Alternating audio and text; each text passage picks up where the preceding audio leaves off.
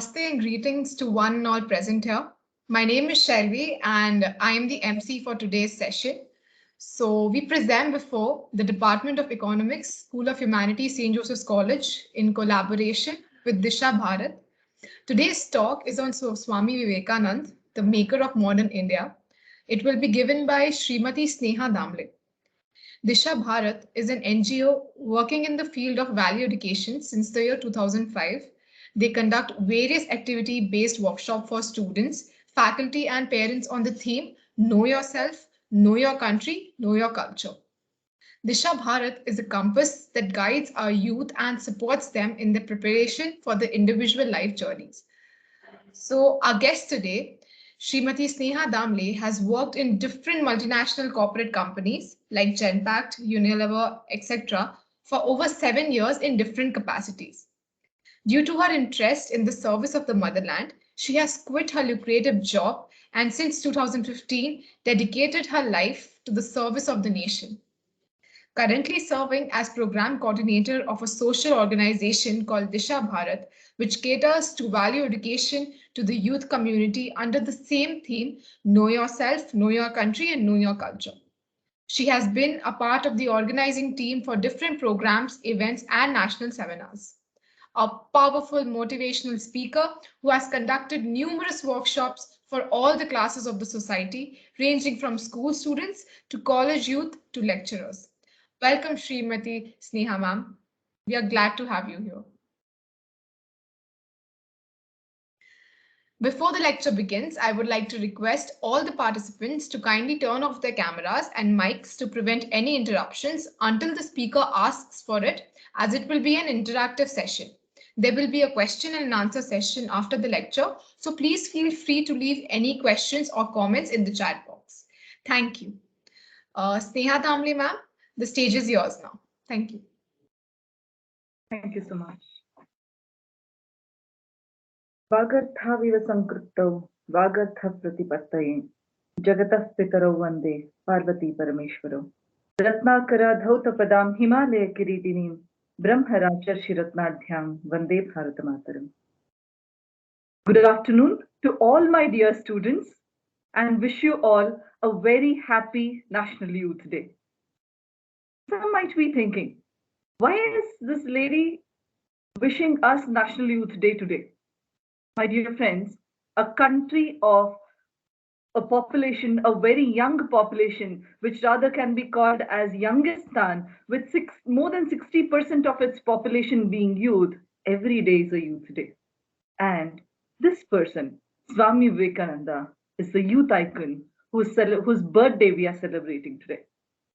My dear friends, you tell me, our country is so vast and our country is such a youthful country, then why do we celebrate Swami Vivekananda's birthday as Youth Day? There would have been crores and crores of youth. They were, they have been, and they will be coming.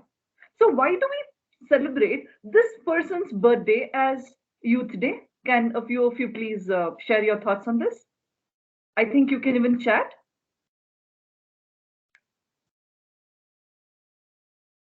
What do you feel? Why should we celebrate, or why do we celebrate Swami Vivekananda? Yes, please. Because he inspired a lot of youth. Absolutely. He did inspire. Didn't others also inspire? There were so many who inspired. Why Swami Vivekananda? What do you feel? Aren't you inspired by Abdul Kalam? He supported education. Sorry? He supported education as a role model for kids, for everyone. Okay. He spoke about people getting educated. That even Sarvapalli Radhakrishnan did. But we celebrate his birthday as Teachers' Day. Why Swami Vivekananda as Youth Day?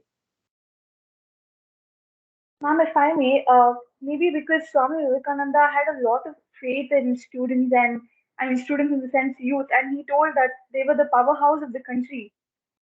Okay. And think about the necessary changes. Maybe that was a major reason, ma'am. Absolutely, might be. Any other thought on this? He dedicated his life enlightening youth and guiding them to social service and path. Wonderful. Anybody else?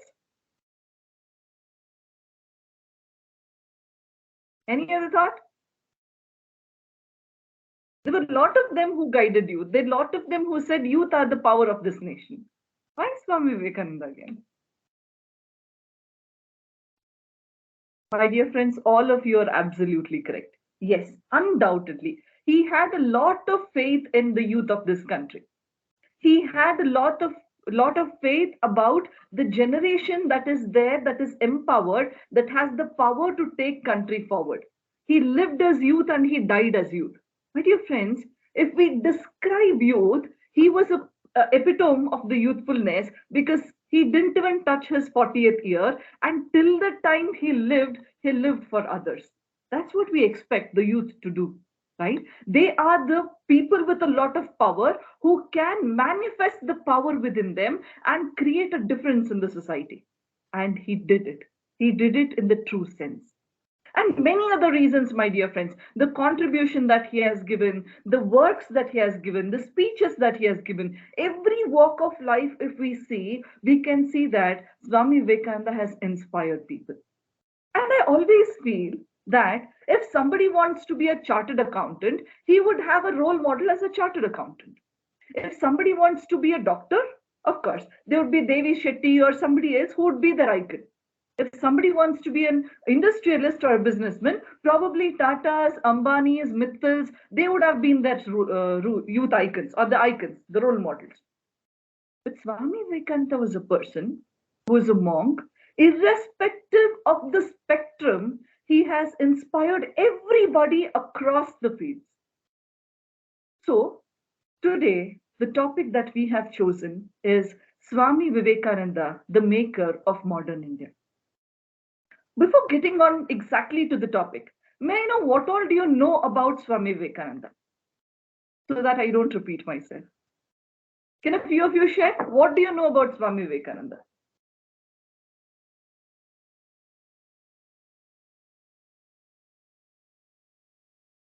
Anyone? Ma'am, I think Swami Vivekananda brought Indian philosophy to the West. Wonderful. Yes, absolutely correct. Anyone else? What else? What else? In addition to what 21 EPS 53 told, I'd like to tell that he was the one who introduced Vedanta and yoga philosophies to the West, ma'am. Perfect.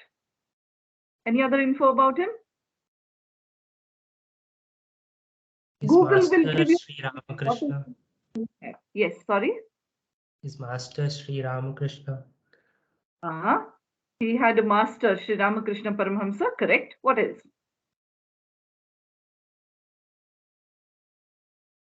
What else?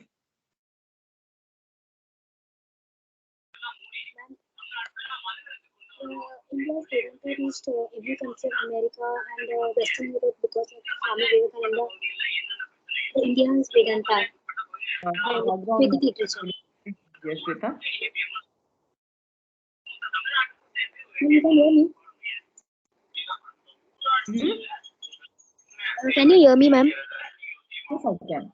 Yeah, so what I was saying, because of Swami Vivekananda, India's Vedanta reached every country, like in America and Europe, because of him, the Indian literature and everything. Absolutely, absolutely right. Okay. So, wonderful points. A big round of applause to all of you. There are lots, I'm sure you know a lot of things about Swami Vivekananda. Now, let us go back to our own thinking and see how is he the maker of modern India? Because when we say modern India, we see the Swaraj at 75. We are celebrating Azadi Ka Amrit Mahotsav, a free country. And here, Swami Vivekananda wasn't even alive when India was free. How could he be a person who was a maker of modern India? Let us throw a bit of light on that, right? So, my dear friends, when I say modern India, the first thing that comes to my mind is the free country. We enjoy our freedom today. We feel very proud about ourselves because the freedom wasn't something which was decorated on the platter and served to us. सुम्मने बरलिल्ला स्वातंत्र्य, कोई भी चीज ऐसे आसानी से आकर हमारी झोली में नहीं गिरी थी. There were more than 6 lakh families who dedicated everything of theirs so that we could enjoy our freedom. So, my dear friends, what is the contribution that Swami Vivekananda made to this freedom struggle? Let us have a sneak peek. You all know Swami Vivekananda became famous at one place. Where did he become famous? The Parliament of World Religions in World Parliament. Chicago. Absolutely, the Parliament of World Religions on 11th of September 1893. September he was unknown to everybody, and 11th September he had already become a world leader. People were looking forward to him, and because of his just 3.5 minutes of speech, it made him stay there for more than 3.5 years. And after his glorious victory, that 11th September we celebrate it as Digvijay Divas in our country, he came back to India. And that time it was not the time of flights and planes. He had to travel through the ship. He came back to India and he reached the southern tip of India, Colombo, the then India, today's Sri Lanka. Right? So he reached Colombo and he sees that all the people were waiting to receive him with the garland and the shawl. They were ready with a red carpet welcome. Everybody was eager. They wanted to have one look of a person who had created such a massive difference in the world. Immediately, Swami Vivekananda didn't even bother to go to all of them. He quickly went to the beach, he picked up a bit of sand and started pouring it on himself. People started feeling that what's wrong with him? Probably he has traveled in ship for such a long time and that's why there's some problem that he's facing. A few people dared to go and ask Swami Vivekananda as well. Yes, what happened, Swamiji? Why are you throwing sand on yourself? You know what's the answer that Swami Vivekananda gave? Swamiji said that I had, from the past 3.5, 4 years, I was living in Bhoga Bhumi where sensual pleasure mattered everything to them. Yes, of course, my mind wouldn't have got corrupted, but by mistake, there is some dirt or calamity that has got attached to my body. The land that I am here today, it is a Punya Bhumi. Every speck of dust is so pure that it will cleanse off the calamity, the dirt that would have got touched my body. This was an incident which was narrated by a grandmother to her grandchild in Amritsar. The boy, who was a 9-year-old boy, he started thinking, अरे वाह, मेरे देश की मिट्टी इतनी सुंदर है. मेरे देश की मिट्टी सोना उगले उगले हीरे मोती. It is so pure that a great saint like Swami Vivekananda feels that the mud can cleanse him. He started thinking about that, and in the evening he got a very bad message.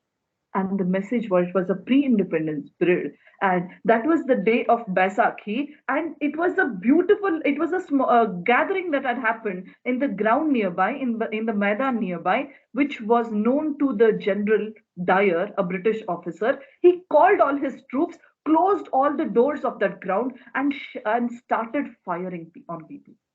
He didn't even look at a person is old, young, child, infant, lady, nothing. He started shooting each and every person and he killed more than 1,500 people.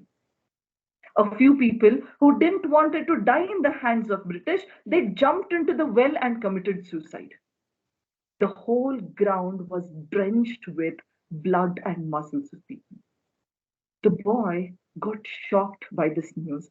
He went and saw that the whole ground, which would have been a place of merry and festivity, had become a barren land today, had become a smashana today. There were hands, legs, bodies spread across everywhere.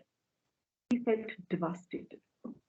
He took out the bottle from his bag, poured out all the water from it, and filled the bottle with the mud, which was drenched by blood. He came back running to his house and he kept it at the altar of his puja room. That's when his sister came and said, "Why are you keeping this here? It is such a dirty one. It is apavitra. Please throw it away." That's when the boy said, "My dear sister, When the mud can, when the sand of this land can cleanse the great Swamiji like Swami Vivekananda, now it has been drenched with the blood of our patriots. This is more pure now. From today, my life, my devotion, my dedication is to this land. And the boy grew with the same intention. He grew up to be a great revolutionary, and he sacrificed his life when he was sentenced to death by British because he bombed the court. He sang the song, Sarfaroshi ki tamanna ab hamare dil mein hai, dekhna hai zor kitna bazuए कातिल में है. And he hanged himself. My dear friends, who was that person? Who was that great patriot? Absolutely. It was Shaheed Sardar Bhagat Singh. With his other two friends, he kissed the rope and he hanged himself, and he could dedicate his life because of a story that really shook him, that transformed him from young Bhagat to Shaheed Bhagat Singh. This was about a revolutionary, but did we get freedom only because of the revolutionary movement? Of course not. Ahimsa was also a strong tool of our country, a strong weapon of our country.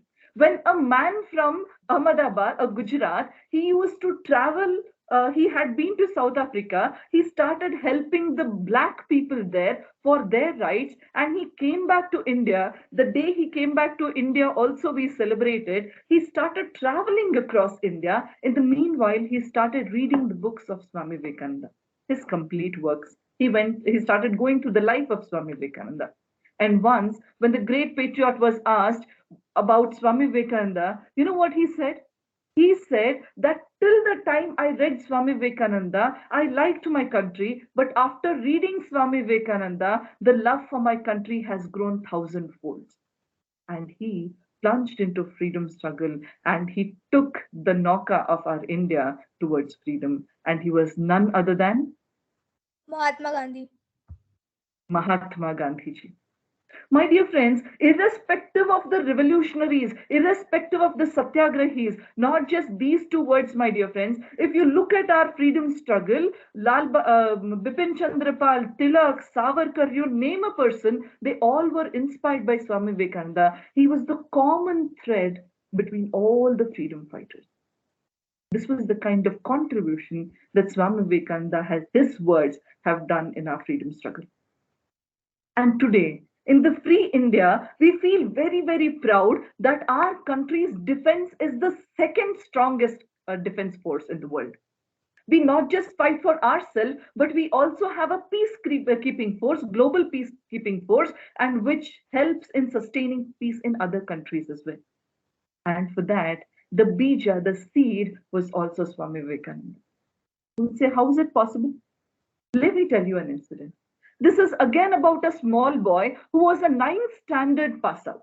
He was sitting in his house and he was listening to the works of Swami Vivekananda, speeches of Swami Vivekananda on his gramophone, and he got so inspired that he didn't even know how many hours of a day he would spend listening to the speeches and works of Swami Vivekananda. He wanted to go and meet Swamiji at least once in his life. He went and asked his parents. Parents said, no, nothing doing. You will stay back, because they were scared that this boy will also become a sannyasi. But the boy had a strong intention. He left his house, eloped from his house, and reached Belur Math of Calcutta. Excuse me. Yeah, Belur Math of Calcutta. That's when he started searching for Swami Vivekananda, an elder monk in the ashrama. He called the boy and said, what do you want, my child? He said that I'm eagerly waiting to meet Swami Vivekananda. Where is he? That's when the elderly monk said that it's long time that Swami Vivekananda has left his mortal body. He is no more. The boy was very, very depressed. One role model, one icon that he wanted to meet, for whom he had left all his family and his house, he was no more. He said, I cannot go back to my house. I will stay back in this ashram, and I will also become a Swami. I'll also become a sannyasi. I want to dedicate my life in the way Swami Vivekananda has done. The elderly Swamiji called the boy again and said, my dear child, I can see a spark in your eyes. You go back home. Swami Vivekananda, he will inspire you and get the work done from you. The boy went back home. But imagine, a teenage boy, an eloped boy, he comes back home. You think parents will welcome him with shawl and garland? Of course not. You know what would have happened. The father, who was very strict, he posed a challenge in front of the boy. He said, probably if you want to prove that you didn't wanted to escape from your studies, then prove by clearing the ICS examination that you are good at your studies. The boy said, I can do it. It is not the studies that's a hindrance, but my dedication towards the work of Swami Vivekananda. He took up the challenge posed by the father and to write the ICS examination. My dear friends, ICS examination is Indian Civil Services. Indian Civil Code, and to write that examination, a person had to go to London, study there for almost 2 years, then write the examination. It was also toughest because a person who would have cleared the examination, that person would have got a highest rank in British force, British government. And Britishers, of course, didn't wanted that to happen. The boy went there. When he went there, he understood, he got to know that in just a span of 8 to 9 months, he has a chance to appear for the examination. And imagine a people who need almost 2 years to study, he had only 9 months. He studied hard because he was a staunch believer of Swami Vivekananda. He knew how to concentrate his mind. He was goal oriented. He strived very hard. He focused on what he wanted to do and he appeared for the examination. He cleared his examination with 4th rank. But the father that he was, his father asked him a question. Why didn't you get first rank? That's when the young boy said, I would have got first rank, but I didn't appear to one of the questions. And the question was, in how different other ways can we rule India? The boy said, I didn't wanted to leave any stone unturned. I didn't wanted Britishers to know this, and that's why I didn't write the answer, and that's the reason I got 4th rank. But father said, no problem. You will still get a better job in British government. The boy said, I have fulfilled your dreams. Now it is time to fulfill my dreams. And of course, what was the dean? He wanted to plunge into freedom struggle. He left his house. He was also a believer of Gopal Krishna Gokhale and Mahatma Gandhi. He joined them in freedom struggle and he felt that Britishers to behre hain, they can't hear. There should be a strong army to throw away British. He went outside country. He collected all war prisoners, motivated them, trained them, and created an army called as Azad Hind Fauj. And he was the first person who freed a part of India, Andaman and Nicobar, hoisted the tricolor flag, and sang Jai Hind. My dear friends, who was this great freedom fighter? Subhash Chandra Bose. Subhash Chandra Bose. Absolutely right. It was none other than Netaji Subhash Chandra Bose, whose birthday we are going to celebrate after 2 years, and after 2 days as Parakram Divas. The Parakram that he had shown, my dear friends. And this INA, this Azad Hind Fauj, was the seed for the Indian army that is there today. This was about defense, my dear friends. But when it comes to Indian industries, we feel very proud that India is the fastest growing industrial place as well. And this was also contribution of Swami Vivekananda. When Swami Vivekananda was traveling to West, his ship had to go to Japan and then travel to America. And he was such a charismatic personality that everybody in the ship wanted to come and meet Swami Vivekananda. There was a businessman who also got fascinated by the words of Swami Vivekananda, and he used to have a constant conversation with him. That's when Swami Vivekananda asked this businessman, my dear friend, where do you want to go? That's when this man said that I want to go to Japan and America, learn scientific science and technology from there, start an industry. For that, I wanted raw materials and different other materials. I want to buy it from America, come back to India and sell it off here. That's what he wanted to do. Swami Vivekananda said, why do you depend upon other countries for your raw materials, for your industrial production, when there is a youth force waiting for you to start something? Why don't you start industry in India itself, and not just industries? Why don't you start a scientific research center in India? Because to aid industries, we need science and technology. The man was so inspired that he started industries in India and he became the father of Indian industries. And when he wanted to start the research institute, he wrote a letter to Swami Vivekananda and said, Swamiji, I have been starting an industry. I'm also starting an Indian research institute, science research institute, all because of the inspiration that you have given. I request you to come and inaugurate this place. My dear friends, can you guess who this person was? Jamshedpur Tata ji. Absolutely. Wonderful answer. Big round of applause to you. It was none other than Jamshedji Nasarwanji Tata, the father of Indian industries, the pioneer of Indian industries. My dear friends, this was also because, and when I told you about the research institute, it is none other than Indian Institute of Science, a premier institute. Yes, absolutely. IAC, today, people who are studying in the field of science, they wanted to do higher research. They aim, they love, they wish to go and serve and study in Indian Institute of Science. That is because of the inspiration that Swami Vivekananda has given. When it is industry and science, how can we forget the field of education, my dear friends? Today, we women, we all are getting educated. Today, India has more than 70% of literacy rate. Women education itself has more than 65%, is because of the inspiration of Swami Vivekananda. When he was in West, he had been to Ireland. There was an Irish lady named as Margaret Noble. Margaret Elizabeth Noble, she wanted to dedicate, she was a staunch disciple of Swami Vivekananda. She wanted to dedicate her life for the cause of Swami Vivekananda. She goes and asks, Swamiji, how can I surrender myself to your cause? That's when Swamiji says, in my country, women are not educated. They are not empowered. Can you please go back to India and start something for the women education? She comes back to India. She becomes more Indian than any other Indian. She starts the school for women, Sharda Vidya Niketana. And in her school, it is not just reading, writing, and arithmetic. She teaches them values. She teaches them patriotism. She empowers women to live independently. She becomes the pioneer of women education in India. Can you name who that lady was? Sister Nivedita. Sister Nivedita. Nivedita or Bhagini Nivedita, absolutely right. Today, we women are in our sisters, our mothers, our aunts, everybody, our friends are sitting and studying with pride and achieving a greater heights is because of the pioneer of women education in India, that was Sister Nivedita, because of Swami Vivekananda. Swami Vivekananda would always compare a society to a bird.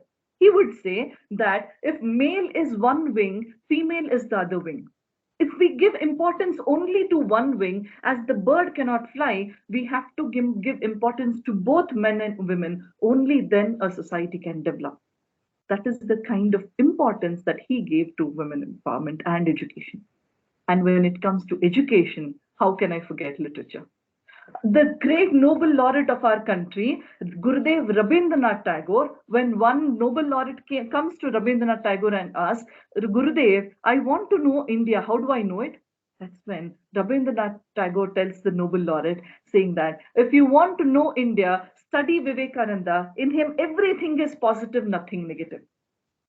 That was about Gurudev Rabindranath Tagore. But our own Kannadiga, Hemmeya Kannadiga, Jnanapita awardee Kuempu, he stayed in Ramakrishna Ashrama, Mysore for almost 10 years, went through the life of Ramakrishna Paramahamsa and Swami Vivekananda, and he got the concept of Vishwa Manavatva when he wrote Bharata Jananiya Tanujate Jai He Karnataka Mate, when he wrote the autobiographies of Swami Vivekananda and Ramakrishna Paramahamsa, and he wrote the Chagi Gite, that was a translation of a poetry of Swami Vivekananda, was because of the inspiration that Swami Vivekananda's life had on our Jnanapita awardee, Kuempu. This is about literature, my dear friends. You name a field, you can go on and on where you can get people who have got inspired by Swami Vivekananda. It is rural development, or it is the Right to Information Act, then that is Anna Hazare. You take yoga, then that is a yoga university in the name of Swami Vivekananda. You take NGOs, today in India, many, almost 70 to 80% of NGOs are inspired by the works of Swami Vivekananda. They have the name of Swami Vivekananda. If you take politics, from Barack Obama to Narendra Modi, you have people who have got inspired by Swami Vivekananda. If you take athletes, if you take mountaineers, my dear friends, there is a lady who is an amputee, a first woman amputee to climb Mount Everest. She also says that her inspiration was Swami Vivekananda, and that lady was none other than Arunima Sinha.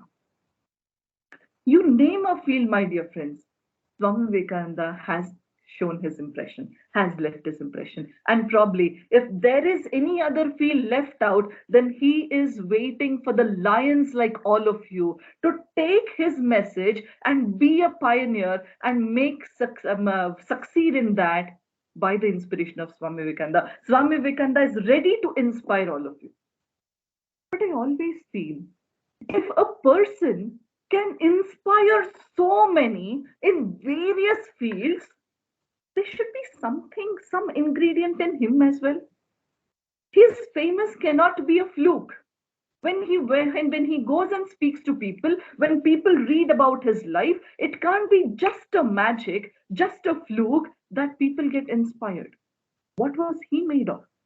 Did he become famous just because of the one fluke incident? One simple incident? Of course not. One ray of hope, one ray of shine, one day of glory that he got it was because of the 30 years of effort that he had put. So let us have a Simhavalokana, let us have a bird's eye view about his life through very, very few incidents. My dear friends, as we all know, 12th January 1863. That was the date on the Sankranti festival when a young boy was born in Calcutta to Bhuneshwari Devi and a famous advocate of Calcutta, Vishwanatha Datta. They named him as Narendranath Datta. The boy was extremely sharp, extremely intelligent, and extremely naughty. He used to always make fun. He used to climb somewhere, jump somewhere, and he was a very naughty boy to control, my dear friends. But he was a boy with a lot of great character, good values and great character. He was a very young, small boy. One day when he had gone to school, he comes back crying profusely. He comes back and holds his mother, Bhuneshwari Devi, and says, Amma, from today I will never ever speak truth. Don't ask me to speak truth. Amma Bhuneshwari Devi asked, what happened? Why this great transformation? Why this great realization that you will never speak truth? That's when Narendra says, Amma, today, because I spoke truth in my class, I have been beaten black and blue. From today, I will never ever speak truth. If it would have been our parent, they would have said, who was the teacher who bet you? Chalo, we will do a strike tomorrow. How dared the teacher touch my child? But it was Bhuneshwari Devi. She had a greater responsibility of transforming a young Narendra into Swami Vivekananda. She said, tell me what had happened in the class exactly. The boy started narrating what happened.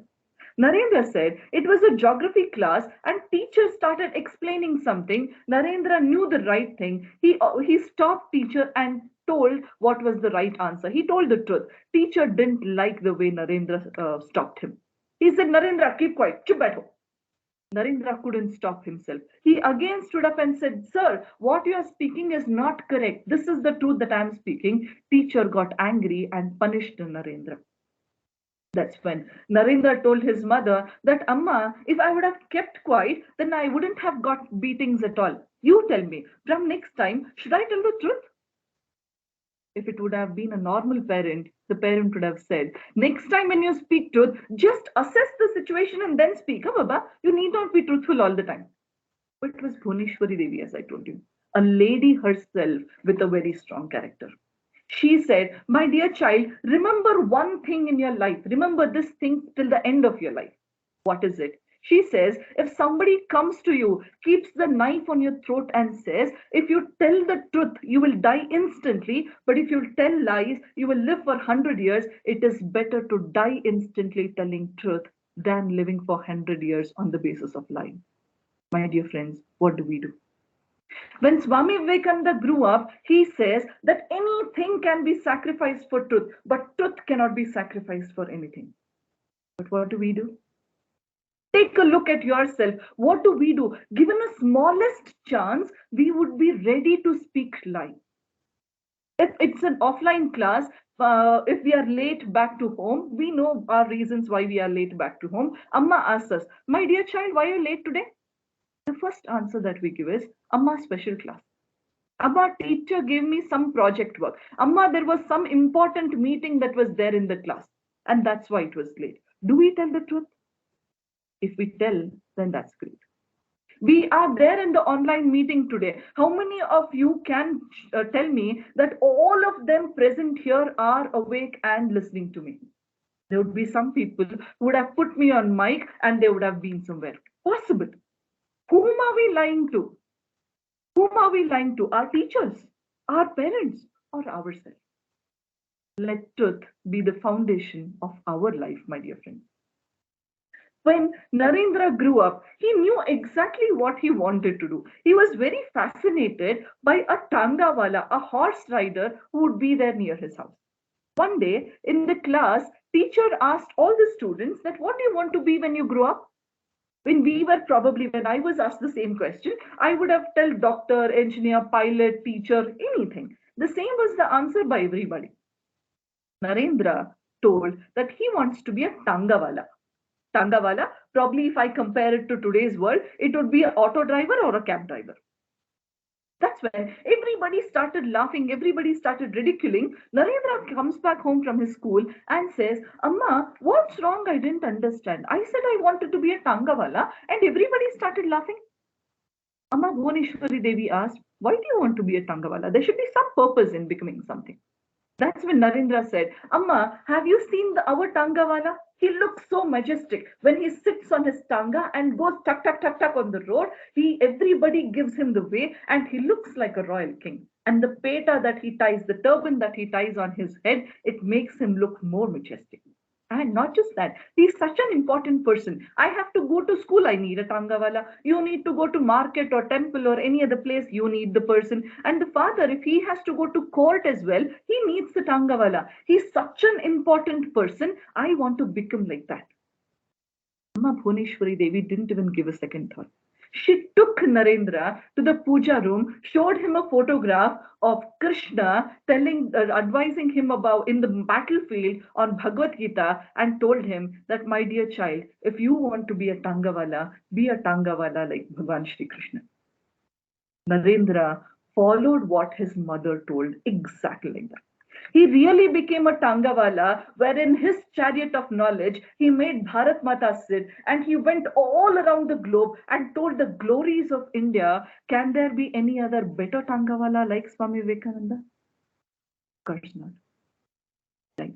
So this was the person, this was the way how he grew, and he always was influenced by his father. His father used to give whatever he had to people. He used to help people. He was a Mahadani. And looking at that, Narendra one day started feeling, if father gives away everything, then what is left for me? Because they were very rich, undoubtedly, but father, even without thinking, he would give away whatever he had to people. That's when Narendra went and asked his father, Appa, if you give away all wealth, what will I have? That's when Vishwanatha Datta asked Narendra to go and see what wealth he has given to Narendra in the mirror. He goes and sees that he has a very nice, strong body. And that's when he understood that father is not creating wealth for me, but he is making me wealthy by building me as a strong person. My dear friends, just imagine, just think, are we craving for wealth from outside, or are we becoming rich because of our character, our strength, and our pride? That is how Narendra grew. When he was a college student like us, since his childhood, he had always been very, very inquisitive. He had the spirit of inquiry. He used to ask people questions, lots and lots of questions. He was a person who would believe in God very strongly, and he would ask people, have you seen God? Because since his childhood, he would go to different places for Patha, Pravachana and all that. He used to listen to the stories that his mother would say about Ramayana, Mahabharata and Bhagavata. And that's when he used to ask people, have you seen God? People would say, we have heard about God, we have read about God, we have even spoken about God, the glories of God, but we have not seen. That's when Narendra started feeling, if nobody has seen God, then does God actually exist? He started getting influenced by Brahmo Samaj as well. He became a part of Brahmo Samaj. He started asking the same question one day to his professor. That's when his professor guided him to go and meet a priest in Kali Mandir of Dakshineshwar. He said, if you want to know about God, if you want to know about the trance, then you have to go and meet a pujari of Dakshineshwar. My dear friends, who was that priest of Dakshineshwar, of a Kali Mandir? Ramakrishna. Absolutely right, my dear friends. It was none other than Ramakrishna Paramhamsa. The meeting of Narendranath Datta and Ramakrishna Paramhamsa, no words can define that. It's such a beautiful meeting. You have to read it by yourself to enjoy that moment. Imagine Ramakrishna Paramhamsa when he sees Narendra for the first time, he runs to Narendra, hugs him, pulls him, and makes him sit on his lap. Imagine he's a college boy. Narendra was a college boy by then. He makes him sit on his lap and starts feeding him sweets by his hand and started telling that Narendra, where were you all these years? I was waiting for you so much. Narendra felt, what's wrong? What's wrong with this man? I had come with a feeling that this man is an extremely great jnani. He is a great devotee. People have been speaking so much about him. Has he gone mad or what? Why is he behaving like this? But it was Narendra who would never ever get back, who would never ever get diverted from what he wanted to do. He asked his bullet question to Ramakrishna Paramhamsa, where he says, have you seen God? For the first time, Narendra gets the bullet answer back. Ramakrishna Paramhamsa says, as easily, as closely I have been seeing you, more than that I have seen God, as beautifully I have been able to speak to you, more than that I have spoken to God. Narendra was swayed away by this answer. But it was Narendra. He didn't stop at that. He said, you have seen God, I can understand, but can you show me God? That's when Ramakrishna Paramhamsa says, I can see the divinity in your eyes. You're born for God realization. You are born to tell the ultimate truth to the whole world. I will surely show you God. Even at that, he didn't believe Ramakrishna Paramhamsa. There were a lot of occasions, there were a lot of times when Narendra tested his master Ramakrishna Paramhamsa, and when he got completely convinced, there was no second doubt. He surrendered himself into the feet of Ramakrishna Paramhamsa and served him. Ramakrishna Paramhamsa, who was suffering because of his throat cancer, Narendra used to serve him for more than 5.5, 6 years, and he transformed in this journey from Narendra to Swami Vivekananda. After the demise of Ramakrishna Paramhamsa, Ramakrishna Paramhamsa would always tell him to go and serve people. That's when he thought, if I have to serve people, then I have to see the society, I have to feel the society myself. He left his ashrama, he left his Sodara sannyasis, and he started going across Bharata as wandering monk, a parivrajaka sannyasi. This was the time when he saw the pains and problems of people, the good and bad about our society. He started looking at every phases of society, and the experience that he got was wonderful. One day there would be days when he would have been invited by some Raja Maharaja. He would have been given the royal treatment, but on the next day itself, he would be suffering because of hunger. He wouldn't have a place to sleep. He would spend his days under a tree or in a cowshed. But he took every situation with equanimity. He had that samatva in his mind, and he used to understand what is happening in our country bit by bit, day by day. He used to understand our Bharat in the true sense. And that's when this was the time when one day he had reached Varanasi. My dear friends, this you have to imagine the beautiful location that Varanasi is there. A beautiful Ganga river flowing next by. It is an evening dawn time, and Vivekananda is walking at the banks of river Ganga. Wonderful scenery. That's when he feels something is chasing him. He turns back and sees that there were almost 10-15 big monkeys that they were chasing Swami Vivekananda. He got very scared.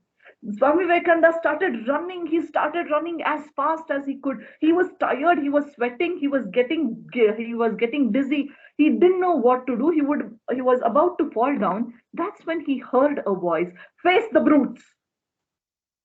Just by hearing that, he accumulated all his strength with a lot of courage, with a lot of fierceness. He turns towards the monkeys, and the way he turned towards the monkeys, all monkeys got scared and they ran away. By this, Swami Vivekananda learnt a very big lesson. He says, till and until I run from the problems will grow bigger and they will engulf me.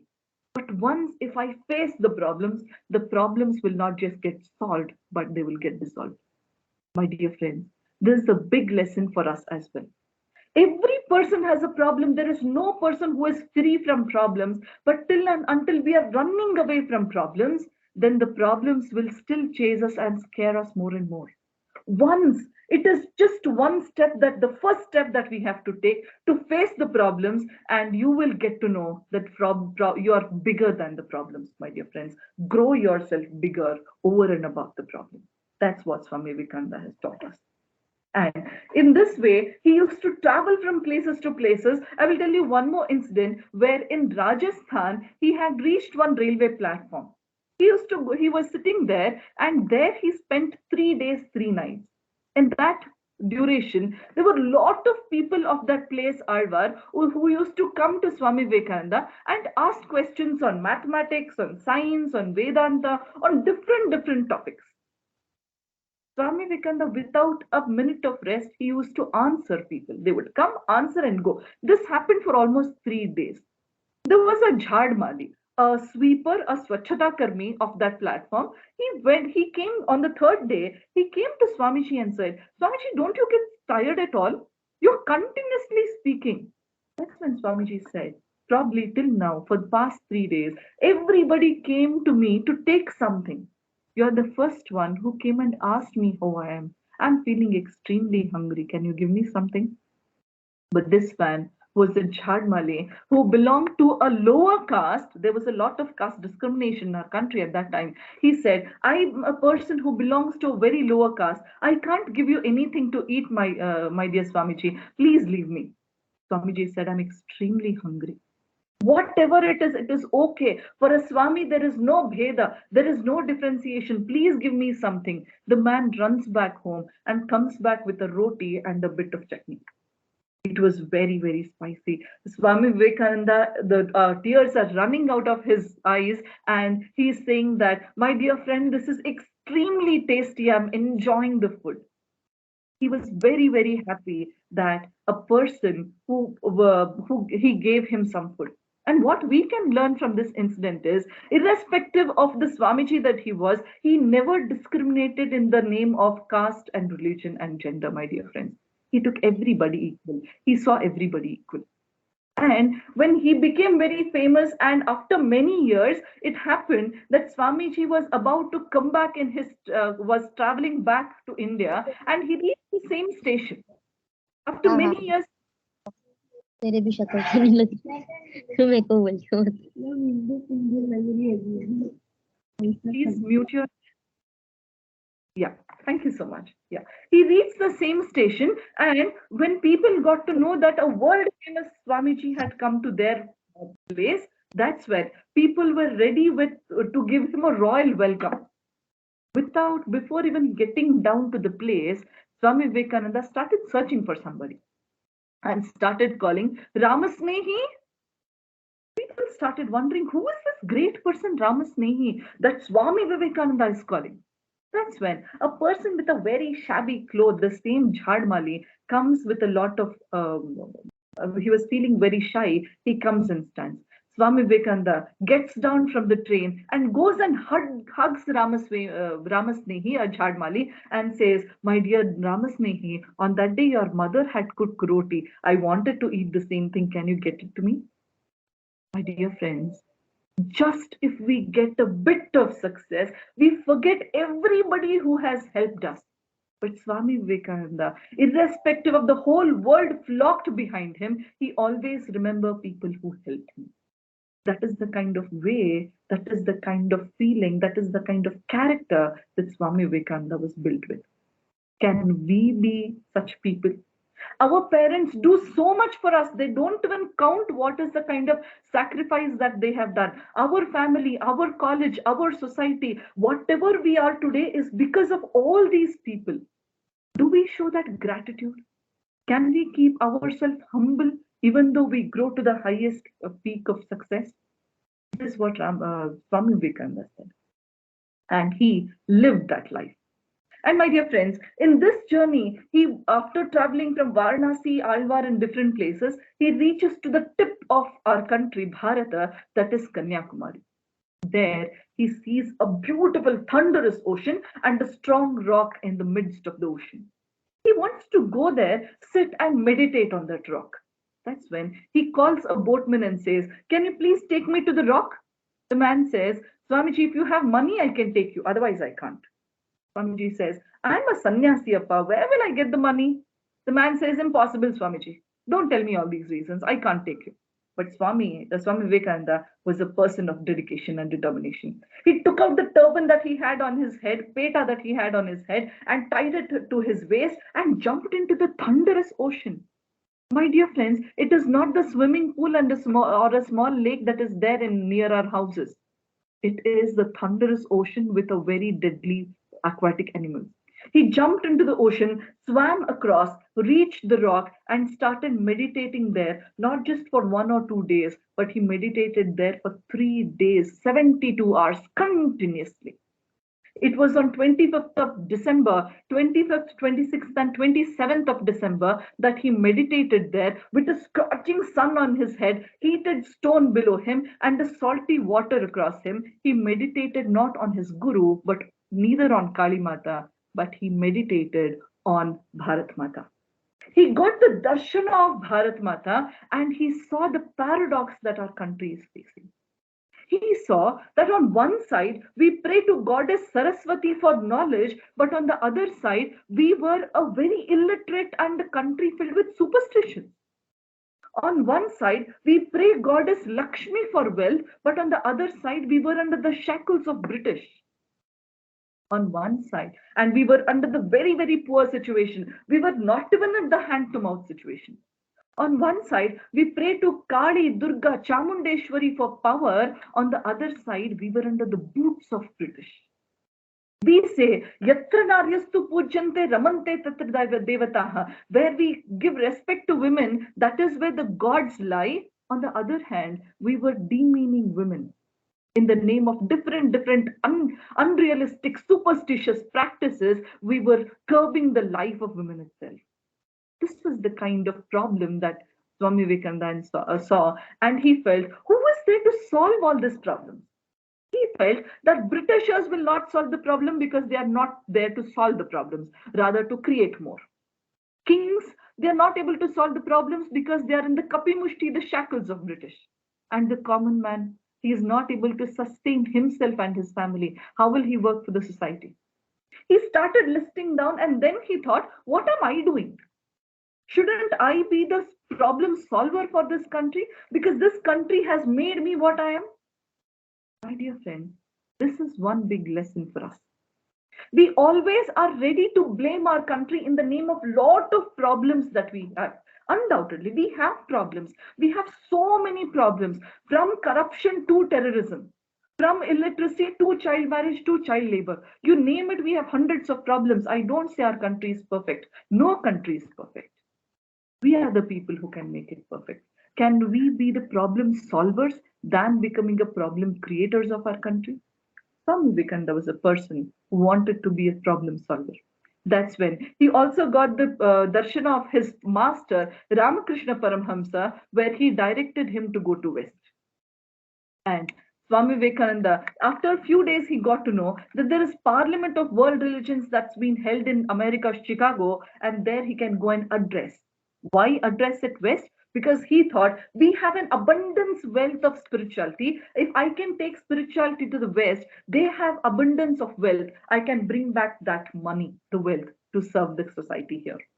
For that, he collected money because of the Raja of Madras and people, his disciples of Madras, and also the warrior king of Karnataka. Everybody supported him, and when that support, he went to America.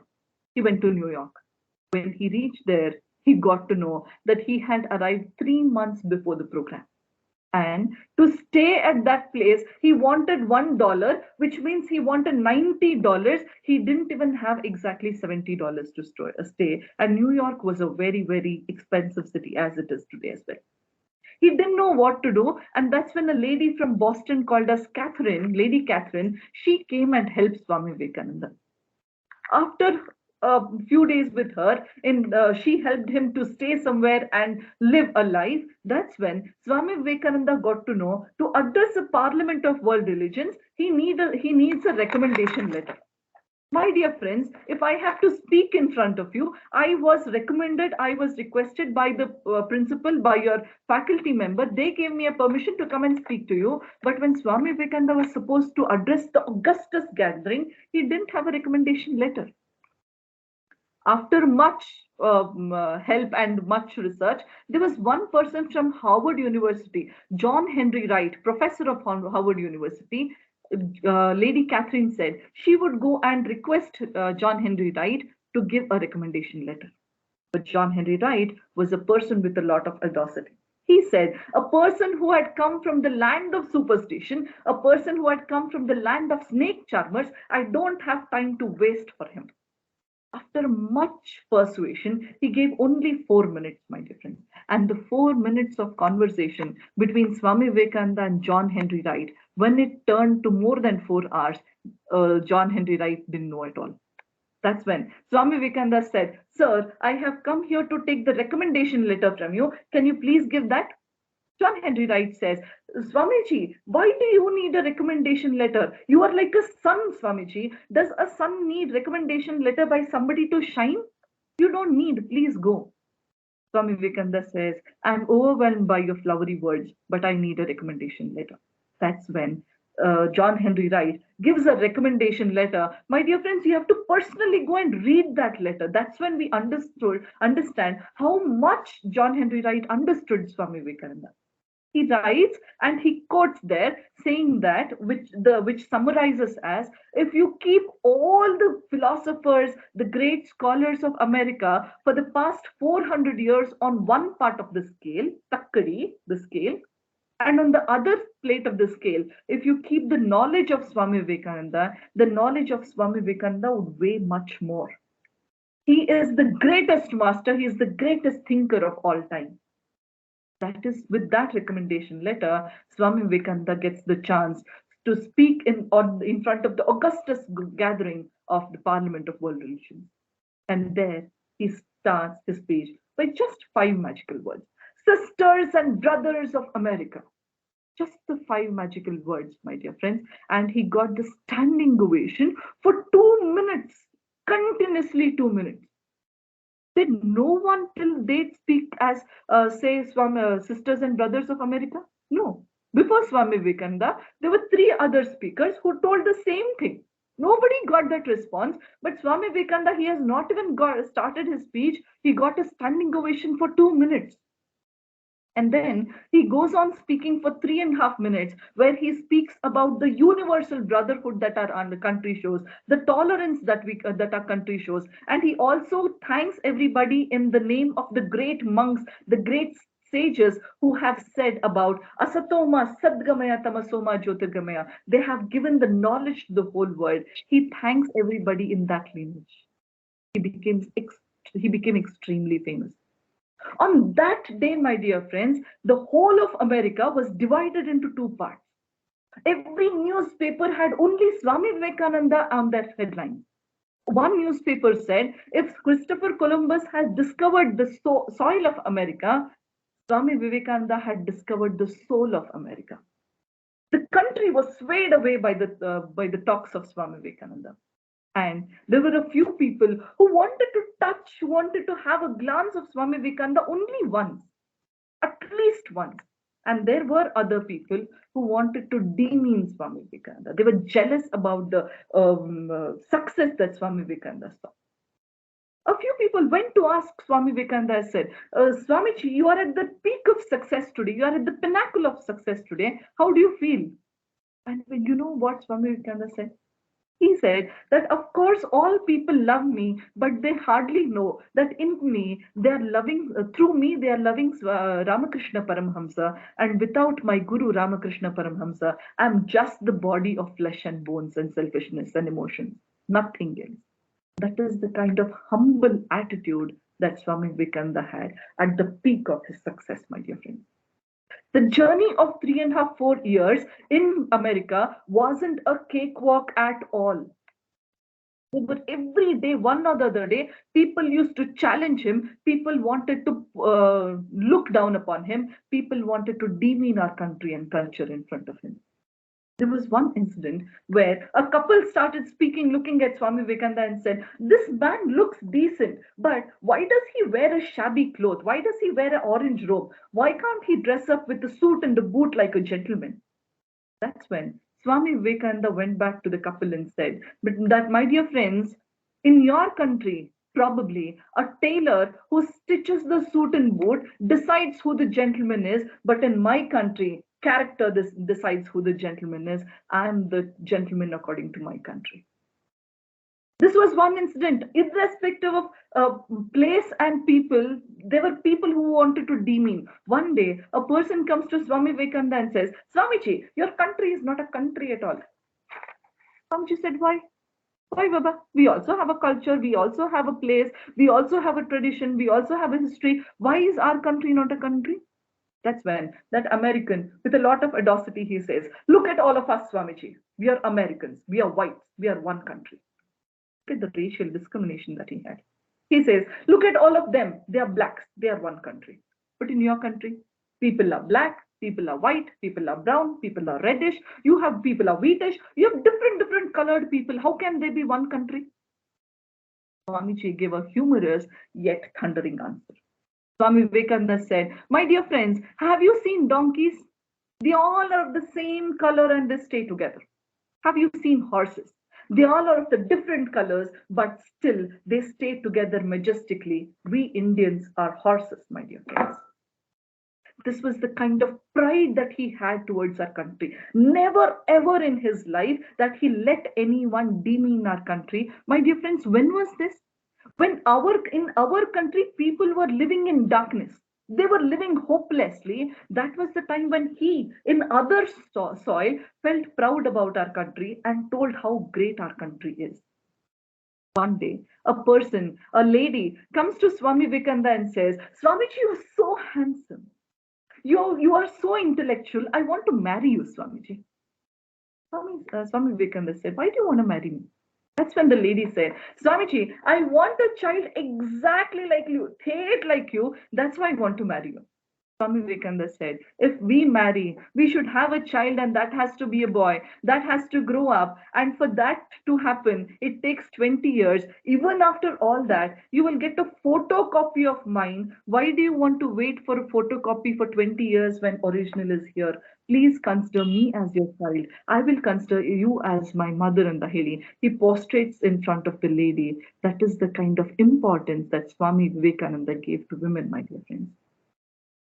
He always said, in our country, all women are treated divine. He had great respect to women whenever he went. One person one day came to Swami Vivekananda and said, Swamiji, you are a saint. You can't say country, country, country, country. You should always think about universalism. You should think about universal brotherhood. And that's when Swami Vivekananda said, my dear friend, the universal brotherhood, rather the Vasudhaiva Kutumbakam, the concept itself was given by my country. And remember, a person who doesn't respect his mother, doesn't love his mother, as he cannot treat other ladies as mothers, a person who doesn't respect his motherland cannot respect other countries. Patriotism first, universalism next, was the kind of message that he gave, my dear friends. What do? We always think whatever has come from West is great. We knew yoga is great. But we started following only when the other countries said, ha, yoga is great. We knew Ayurveda is great, but when other countries comes and tell us your Ayurveda is great, that's when we show off saying that we are vegan, we are Ayurvedic now. Dear friends, there's a lot of things that India has given to the world. Let us appreciate, let us follow, let us be Indian in the true sense. And after he came back to India, this is how he gloriously told about the whole world, about India. But when he came down to India, he started scolding the youth. He started shouting at youth and said, you are the Amritasya Putraha. Why you are the children of immortality. You are the children of immortal bliss. Why are you lying like this with tamasic state of mind? You have to grow up, arise, awake, and stop not till the goal is reached. He used to arise. He used to say, you are like lions. You have to roar like lions. And the last concept, which is very, very important in the life of Swami Vivekananda, was the concept of Seva. When he came to India, my dear friends, he saw that our country was hit by plague. And if we have to imagine how the state of plague was, it was more horrendous than the COVID situation that we saw. People were dying on roads. They didn't know what to do. At least now we have the medical facility. At that time, we were under the shackles of British. And you know the tyranny of British at that time? You have to really read the books of our history, my dear friends. You get to know that any person who was affected by plague in any house, the people, the British soldiers would pull out that person on the midst of the road and they would set that person on fire. Swami Vivekananda, looking at all that, he had some money which he had accumulated to build a temple for Ramakrishna Paramhamsa. He says, please give away to people for the medical aid and for the food of people. That's when other Sodara sannyasis come to Swami Vivekananda and says, Swamiji, the one idea, the one dream that you had was to build a temple to Ramakrishna Paramhamsa, but even that money you are giving away to people. That's when Swami Vivekananda says, for me, Ramakrishna Paramhamsa is not an idol sitting in the temple. He is the Chaitanya, he is a Jiva in every living being. And my religion says that till and until even a dog on my street is hungry, my religion is to feed the dog. My dharma is to feed the dog. And he said, they alone live who live for others. The rest are more dead than alive. And after his demise as well, he wanted to serve the society, and that's why he started Ramakrishna Mission on 1st of May 1897. And through that, as an institution that he built, he's serving the society even today. My dear friends, this is the kind of contribution, this is the magnanimity of life that he lived till his last day, that is 4th of July 1902. He had more than 37 diseases, but not even one disease could affect him, his spirit and his soul, my dear friends. That is the kind of strength that he had. And he always said, who are the youth? The youth are the one who had muscles of iron, nerves of steel, and intellect like a thunderbolt. They have the great Ichha Shakti, the Ichha Shakti to even break down the mountains. And he's waiting for such youth. There were many youths who had come like that. It may be Subhash Chandra Bose, it might be Savarkar, it might be Tilak, it might be Mahatma Gandhi, it might be Jagdish Chandra Bose, there were so many people, but still India needs many more such thunderous, lioness youth, my dear friends. And I am sure such great youth are sitting in front of me. Swami Vivekananda is waiting. Swami Vivekananda is waiting to inspire you. Let us go through the life of Swami Vivekananda. Let him go through our life. Let him inspire us. Let him guide us so that we become the great foundation for the great country like Bharat. Let us rejuvenate Bharat that she can become a Vishwaguru again. With that thought in mind, with that goal in front of us, with an inspiration like Swami Vivekananda, and with the books to guide like the works of Swami Vivekananda, let us transform ourselves to transform India. So with this, I conclude my speech. I thank the faculty members, I thank the management of the college, and I also thank the lovely students, the most interactive students that I had, for giving me an opportunity to speak in front of you. Thank you so much. Jai Hind. Vande Mataram. Thank you, ma'am. Thank you, ma'am. Thank you, you ma'am. very much, ma'am. This was very informative and beneficial as we came to know about such a change maker and an idol for many. We shall now begin with the question and answer session. Participants are asked to please type in their questions in the chat box. And if you'd like, ma'am, I could read them out to you.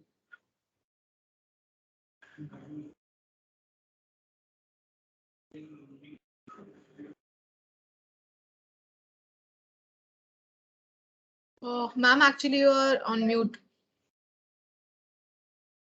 I'm sorry. Yeah. No. So I said that I'm not too tech savvy. I don't know where to read the chat here. So it would be of great help if you can read it out for me. Sure, ma'am, I will read that out to you. Okay, so the first question that has come in is what can we as the youth of India do to follow Swami Vivekananda ideals earnestly in this day and age? Absolutely. Wonderful question, my dear friend. May I know who has asked that question? Possible? Sure. Actually, we have the name, the name as registered. Shraddha. Sorry? Shraddha. All right. It's Wonderful, Shraddha. Shraddha. That is a very, very important question, undoubtedly. Yes. So, what can we do to transform ourselves? My dear friends, the four things that we need to have to transform ourselves is the first thing is the blemishless character.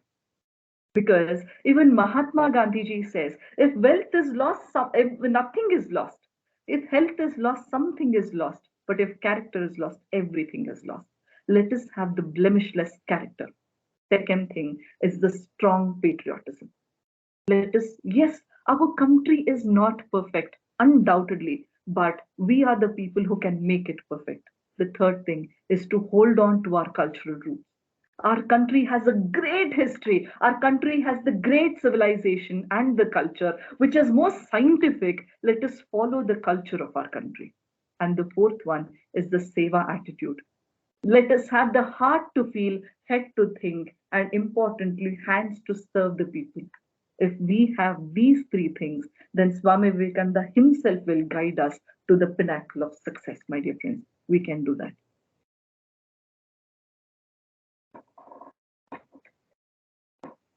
Thank you so much, ma'am, for your lovely words. Those were surely some great tips. And I think definitely many of us will be taking this back with us after this session. So the next question that is up is from 20 EPS 084. He's asking, Swami Vivekananda was looking for God. Did he meet God or he is God? For in the first phase, I don't know at what stage you are to understand this one, but the first phase, yes, he realized God. In the second stage, yes, he realized himself as God. And at the third stage, he realized everything is God. So he did see God.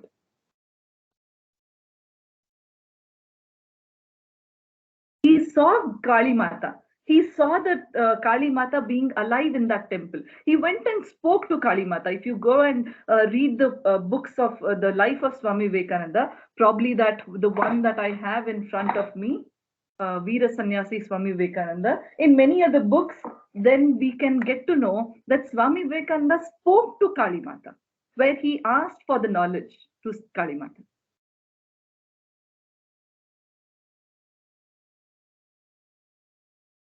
Thank you so much, ma'am, for that lovely answer. The next question up is, what books do you recommend to understand modern India better? Okay. There is a book called 108 Eternal Facts of India. That is one. My dear friends, today if we look at books, there are a lot of books which are colored by different people. Irrespective of that, let us go back to the roots of to read the right history. There is a book called, probably is it there around me? Probably not here. If you want to read about the history, the 1857, if you want to start from that, then it is 1857, the first War of Indian Independence book, the book that is there. If you want to read about the glories of India, then there is 108 Eternal Facts of India. There are lots and lots of books, my dear friends. We have to really uncoloredly, without having any color of specs colored, we have to go and search for knowledge, and there is abundant of books that is there in front of us. Do I have a few books? I'm not very sure, but if I would have had, I would have really shown you that. Not right now, I believe. Not right now.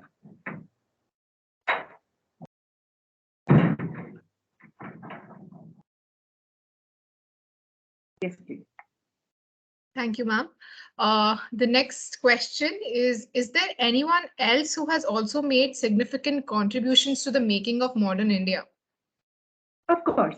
There were a lot of people who have made a significant contribution. May it be Mahatma Gandhi, may it be Dr. Ambedkar, or it is Bal Gangadhar Tilak, or it is Bhagini Nivedita. There were lots and lots of people. Our Sarvapalli Radhakrishnan, Jaicham Rajendra Odear, Nalvadi Krishna Raja Odear. There are a lot of people who are the makers of modern India. They have done a significant they have given a significant contribution for India that is there today. You take Tatas, you can see even today they are the contributors for the development of India. So there are lots and lots of people. Through Narayan Murthy and Sudha Murthy, of course. Hello? Yes. Am I audible? Yes, please. Yes, 100%. Thank you so much, ma'am. Ma'am, the next question is from 20HEP066, and he says, ma'am, firstly, I would love to thank you from the bottom of my heart for sharing these many anecdotes about Swami Vivekananda. Does his biography, often deemed as autobiography, authored by Swami Nikhilanand, Swami Vivekananda, a biography, give us more such anecdotes of this sort? Not very sure about the book about Nikhilanand, but I have read a lot of books that is written in. I generally read the books in Kannada, so there are a lot of books which is written by Kuvempu or Purushottamananda or Paramarthananda. There are a lot of people who have written about Swami Vivekananda, and they can be deemed as the autobiography. I'm a reader of Kannada, so I would recommend Kannada books rather. I'm not very sure on English books. But the books that is there, which you get it in Ramakrishna Ashrama, many of them can be deemed as an autobiography of Swami Vivekananda.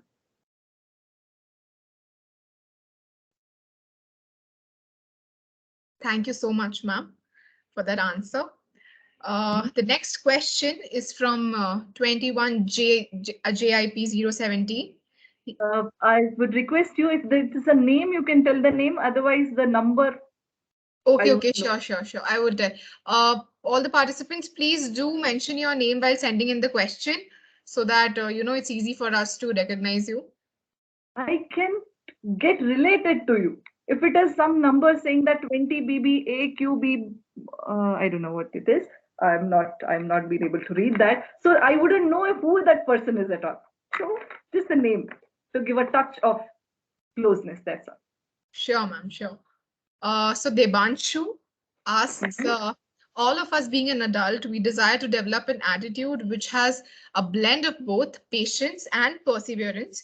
So what suggestions or what advice would you give to our youngsters, individuals making their way to professional life to effectively use their time and stay focused? Okay.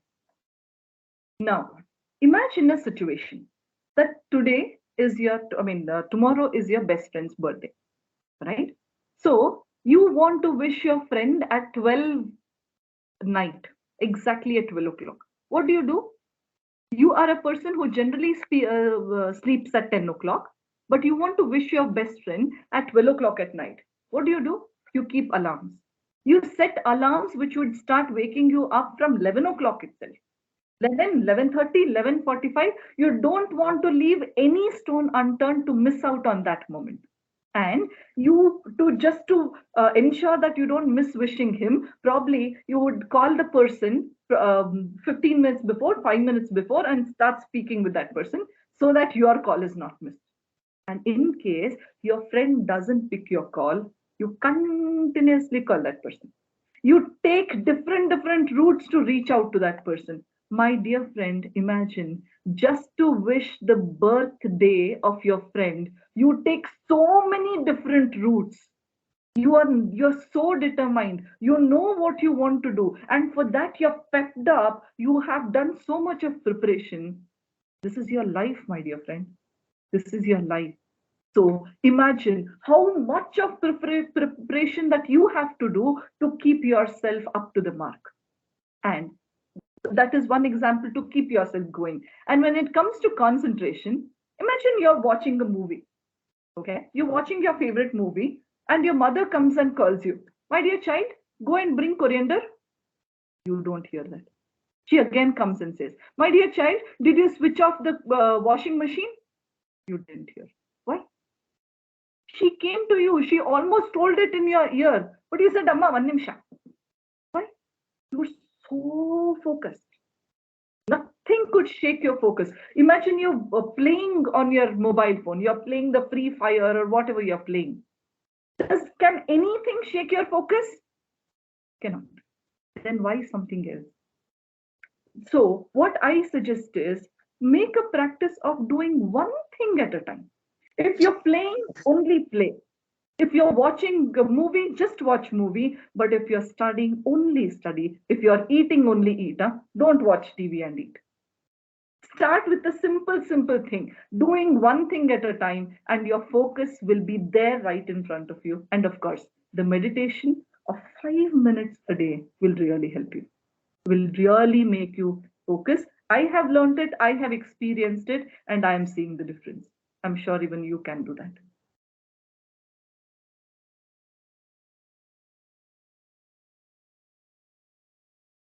Thank you, ma'am. The next question is from Miss Anita Norona. She says, hello, ma'am. Thank you once again for inspiring our students. Students want to know if Disha Bharat offers internships. We are planning for internships. Of course, we are waiting to meet students like you. We want to plan internships. We are not very clear as to which college has which time to give it to us. So we are going and talking to different colleges so that we can plan for winter internship and summer internship this time. We have online and offline, and this corona is throwing us a lot of challenge. Just a few during the winter months, during last summer rather, we wanted to have a summer internship, but immediately they said no college. Then they said, okay, come to college. We're at complete confusion. So we had to withdraw, but this time we are planning. We will post it on our Facebook page. It is Disha Bharat Facebook page. You can go and like the page, and then you will get to know about the internship programs that we have.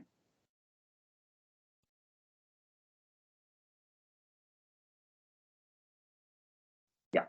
Thank you, ma'am. We would surely follow your page so that we are updated about the upcoming internships.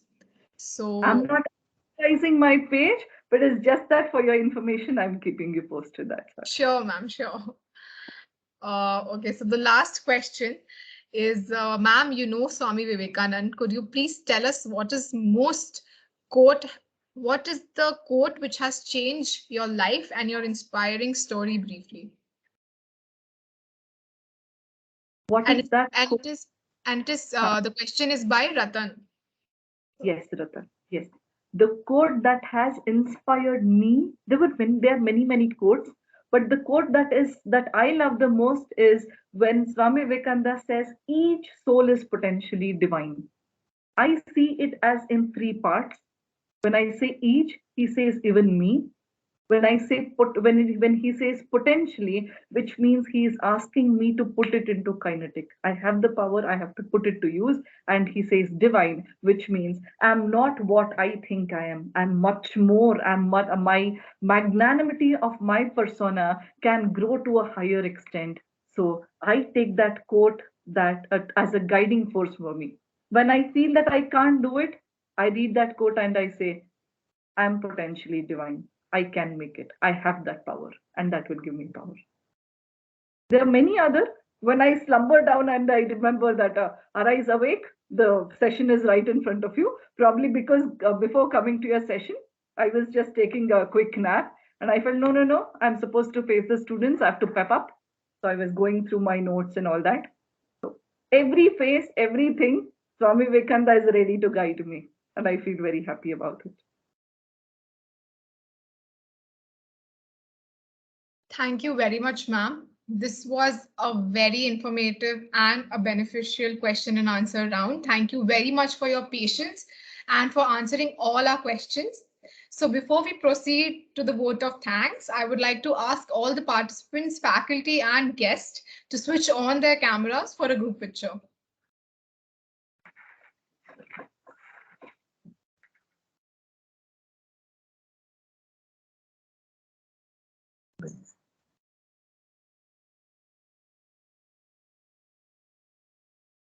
Lovely students.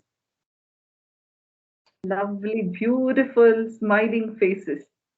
How I wish I could just be there right in front of you and speak to you, but unfortunately, I'm not able to see you all. But I enjoyed being with all of you. Thank you so much for being such a wonderful host. Thank you, ma'am. Thank you. It's done. I've taken the picture. Done? Okay. Okay, thank you everyone for turning on your cameras. You can turn it off. Yeah. Now it is my privilege to propose a vote of thanks and acknowledge the contribution of those who worked hard to make this event a success. I, Shelby, on behalf of Department of Economics, St. Joseph's College, and the entire fraternity of the institution would like to extend my most sincere thanks to the Almighty God for making today's event a resounding success.